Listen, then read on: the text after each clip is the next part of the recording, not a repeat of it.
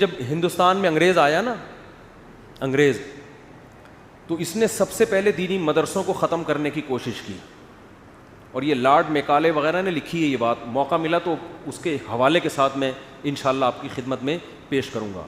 اس نے کہا یہاں ہندوستان میں ایک غریب مدرسے میں چٹائی پہ بیٹھ کے علم حاصل کرنے والے میں اتنا کانفیڈنس ہوتا ہے، چٹائی پہ بیٹھا ہے، نہ کوئی اسکالرشپ اس کی، چندوں کے پیسوں پہ وہ پڑھا ہے، غریب لوگ، لیکن وہ علم حاصل کرنے کے بعد اس میں کانفیڈنس ایسے ہوتا ہے، بات ایسے کرتا ہے جیسے آکسفورڈ یونیورسٹی سے پڑھا ہوا ہو وہ۔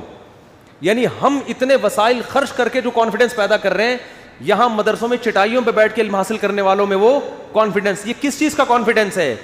یہ اپنے حق پر ہونے کا احساس ہے کہ جو ہم نے پڑھا ہے وہ کیا ہے، وہ ایسا سسٹم ہے جو دنیا میں کسی کے پاس نہیں ہے۔ میں نے بھی نیچے بیٹھ کے پڑھا ہے، آپ وراثت کے مسائل ہیں، نکاح طلاق کے مسائل ہے، اسلام کے عبادت کا نظام ہے، اسلام کے معاملات کا نظام ہے، آپ کسی لبرل کسی گورے کو میرے سامنے بٹھا دو، انشاءاللہ، بڑی بات نہیں کر رہا، اسلام کے مقابلے میں دنیا میں کسی کے پاس اتنے خوبصورت قوانین نہیں ہیں۔ آج بھی اسلام ببانگ دوہل یہ اعلان کر رہا ہے کہ ایک ایک جزیہ میرا اٹھا کے دیکھو، دنیا یونائٹڈ نیشن بن گئی، اتنے بڑے بڑے اسکالر بیٹھ گئے، دنیا میں بڑے بڑے ذہین لوگ، پڑھے لکھے لوگ وجود میں آ گئے، مگر اسلام نے جو نظام دیا ہے نا، خاندانی نظام، عبادت کا نظام، تجارت کا نظام، اور جتنے بھی اسلام کے معاملات کا نظام، ان تمام نظاموں میں اسلام کے مقابلے میں ٹھہرنے والا کوئی ہے نہیں۔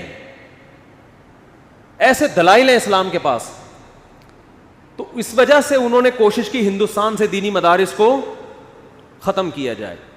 یہاں بھی میں ایک بات بتا دوں، بعض شرپسند لوگ کہتے ہیں کہ مولانا قاسم نانوتوی نے جو پھر تمام مدارس جب ختم ہو گئے تھے نا، ایک درخت کے نیچے ایک مدرسے کی بنیاد رکھی، اس وقت سے دیوبندی مسلک وجود میں آیا، یہ بھی بہت غلط بات ہے۔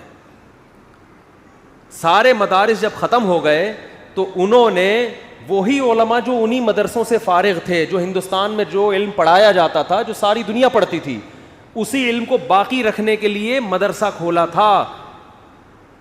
تو ان کے اگینسٹ جو لوگ چلے ہیں، جو ان کے نظریات سے اتفاق نہیں کیا، ان نظریات سے فرق کرنے کے لیے ان کو دیوبندی کہا جاتا تھا۔ یہ مطلب نہیں تھا کہ نئے مسلک کی بنیاد رکھی انہوں نے اور یہ اس وقت سے وجود میں آئے ہیں، کیونکہ وہ دیوبند میں تھا تو اس لیے اس کا نام کیا پڑ گیا، ورنہ وہ سارے ہندوستان اور بر صغیر کے سارے وہی علماء تھے، کوئی نیا مسلک کی بنیاد نہیں رکھی، نہ ان کے کوئی نئے عقیدے، نہ ان کی کوئی نئی بنیاد، نام یہ پڑ گیا اس لیے کہ ان کے اگینسٹ کچھ لوگ چلے تھے ان سے فرق کرنے کے لیے۔ تو خیر، تو حقیقی معنی میں آپ کو براڈ مائنڈڈ کون بناتا ہے میرے بھائی؟ اسلام بناتا ہے، ہر بات عقل سے کرتا ہے، اور آپ کو ہزاروں لاکھوں انسانوں حتیٰ کہ اپنے کلچر کی غلامی سے نکال کے کہاں لے کر آتا ہے؟ اللہ کی غلامی کی طرف۔ اس پہ آپ کو اطمینان ہوتا ہے کہ میں جو کچھ کر رہا ہوں صحیح کر رہا ہوں۔ مسلمان اگر بیوی کے حقوق بھی ادا کر رہا ہے نا، بیوی کی وجہ سے نہیں، وہ کس کی وجہ سے؟ خدا نے حکم دیا ہے، خدا کا آرڈر ہے۔ وہ آپ کو محبت ہوگی تو بھی حقوق ادا کرنے، نہیں ہوگی تو بھی ادا کرنے۔ اور دنیا جو کر رہی ہے نا، یا تو محبت میں یا ڈنڈے کی طاقت، قانون، اور قانون میں اتنا دم نہیں ہے کہ وہ ہر گھر میں گھس کے آپ کو احکامات پر عمل درآمد کروائے۔ قانون میں اتنا دم، یہ تو انسانوں کے قوانین ہے نا، نافذ کرنے والے بھی انسان۔ قانون میں رشوتیں بھی چلتی ہیں، قانون میں کرپشن بھی ہوتی ہے، قانون کی پہنچ بھی محدود ہوتی ہے، چھپ کے پتہ نہیں کیا کیا لوگ کر رہے ہوتے ہیں۔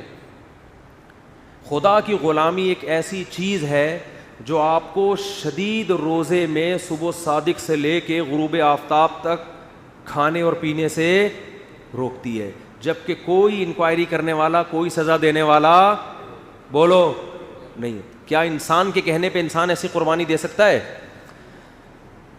یہ تو ڈاکٹر کے کہنے پہ نہیں لوگ کر رہے جو صبح شام آپ کو ڈائٹنگ کے فضائل سناتے ہیں، پھر بھی 2-4 برگر پرہیز کرتے کرتے میں تو پراٹھے پھوڑ کر آ گیا نا۔ حالانکہ چلو ایک دفعہ صبح ہو گیا، اس ٹائم پہ کوئی تک نہیں بنتا، لیکن چونکہ اسلام میں حرام نہیں ہے، حکیم بھی کہہ رہے ہیں، ڈاکٹر بھی کہہ رہے ہیں، مفتی صاحب یہ پراٹھے چھوڑ دو، پھوڑ دیے ہم نے چھوڑنے کے بجائے کیا کر دیے۔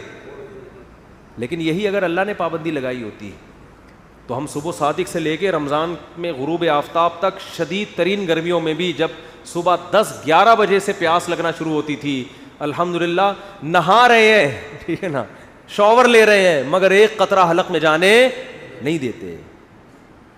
تو یہ کس کا احسان ہے انسانیت پر بھائی؟ اللہ کا. تو جو اسلام انسان کو اتنا مہذب بنا دے کہ جس خدا نے گرمی میں پابندی لگا دی ایک قطرہ نہیں پی سکتے وہ نہ پیے, تو وہ اسلام لوگوں کے حقوق بھی دلوا سکتا ہے اپنے ماننے والوں سے. وہ بچوں کے حقوق بھی دلوائے گا, وہ بیوی کے حقوق بھی دلوائے گا, وہ باپ کے حقوق بھی دلوائے گا, اور دلوا رہا ہے. ہمارے معاشرے کا نا میڈیا غلط رخ لوگوں کے سامنے پیش کرتا ہے. جو ہمارے معاشرے میں پازیٹیوٹی ہے جو بہت زیادہ ہے نیگیٹیوٹی کی نسبت, اس پازیٹیوٹی کو ہمارے چینل اس کو پروموٹ نہیں کرتے. ہمارے یہاں بد اخلاقی کے واقعات دکھائیں گے, وہ 5 روپے اس سے لوٹ کے کھا لیے اس نے, اور گالیاں دے رہا ہے, اور یہ کر رہا ہے اور وہ کر رہا ہے. جو قربانی کا جذبہ انسانوں کے لیے ہمارے ہاں اب بھی ہے, وہ اس معاشرے میں نہیں ہے. میں آپ کو ایسے درجنوں لوگ دکھا سکتا ہوں, 10 سال سے باپ فالج زدہ قومے میں پڑا ہوا ہے, بیٹا خدمت کر رہا ہے اور آج تک اس کی پیشانی پہ بل نہیں آئے. اور لبرل لوگوں میں ایسے لوگ موجود ہیں کہ باپ بوڑھا ہوا اسے زہر کا انجیکشن لگا کے مار دیا. آپ کو مذہبی لوگوں میں ایسے واقعات نہیں ملیں گے, لبرل لوگوں میں ملیں گے. آپ کو مذہبی لوگوں میں گناہ کے واقعات ملیں گے, توبہ بھی ملے گی, اللہ کے سامنے گڑ گڑانا بھی ملے گا. جو نام نہاد لبرل ہیں اس میں گناہ کے واقعات ملیں گے, اللہ سے اس گناہ پہ توبہ بولو نہیں ملے گی, وہ نہیں, ندامت نہیں ہوتی.